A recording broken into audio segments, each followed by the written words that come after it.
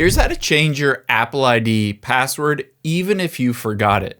Now, the first option is if you're able to unlock your iPhone. I'm going to show you an easy way to change it on your iPhone, but also another way to be able to change it even if you don't have access to your iPhone or you can't unlock it. So the first thing we're going to do is tap on the Settings app of your iPhone. From the Settings app, all you need to do is tap on your name at the top. And then we're going to choose Sign In and Security midway down. After you've done that, you can see if you scroll down a little bit, under Security, you're going to choose Change Password. From here, you can see it says enter the iPhone passcode that you use to unlock your iPhone. This is not your Apple ID. This is just the password you use to open up your iPhone. And now it allows you to enter in a new Apple ID password.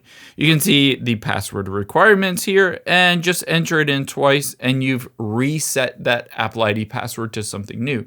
However, let's say you're not able to access this, or maybe you don't even have your iPhone.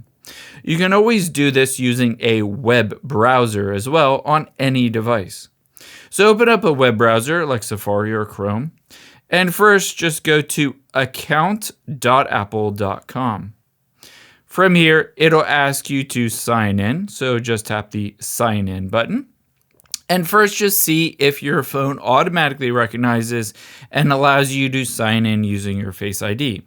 Or if you don't see that, try to tap on sign in with passkey. And again, when you do tap on that, see if it allows you to use your Face ID to be able to sign in. However, if that doesn't work for you, that's not a problem. Let's just tap on the URL bar here, and we're going to go to iforgot.apple.com. Again, iforgot.apple.com.